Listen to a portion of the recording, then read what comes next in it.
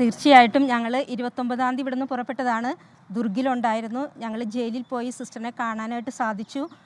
ഇതിന് ഇരയായ പെൺകുട്ടികളെ സന്ദർശിച്ചു. അപ്പോൾ നമ്മൾ വിചാരിച്ചതിനേക്കാട്ടിലും വളരെ സങ്കീർണമായ രീതിയിലാണ് ആ വ്യക്തി ഈ പെൺകുട്ടികളോടൊക്കെ പെരുമാറിയിരുന്നതും വളരെ മോശമായ ഭാഷകൾ ഉപയോഗിച്ചിരുന്നതും നമുക്ക് പെൺകുട്ടികളോട് സംസാരിക്കാനൊക്കെ സാധിച്ചു.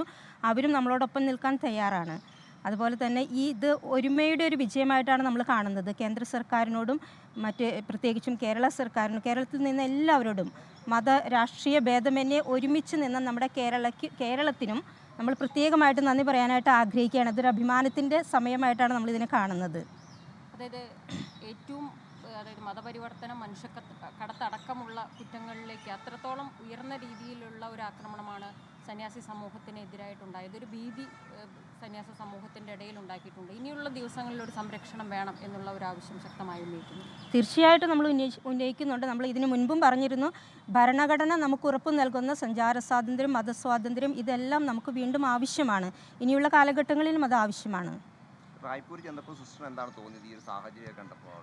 റായ്പൂരത്തെ പ്രത്യേക സാഹചര്യം സങ്കീർണമാണ്, ഭീതിജനകമാണ്. അവിടുത്തെ സഭയും ക്രൈസ്തവ സഭയും എല്ലാം ഒരു ഭയത്തിൻ്റെ നിഴലിലാണ് ജീവിക്കുന്നത്. അതാണ് നമുക്ക് മനസ്സിലാക്കാനായിട്ട് സാധിച്ചത്.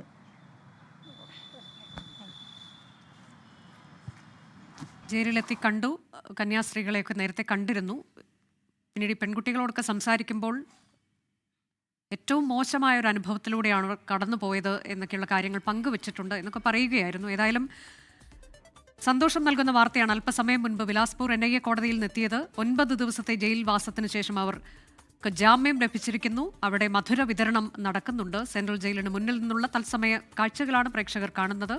വിവിധ MP-മാർ, ഒപ്പം തന്നെ നേതാക്കൾ, വിവിധ കക്ഷികളിൽ നിന്നുള്ള നേതാക്കൾ അവിടെ എത്തിയിട്ടുണ്ട്.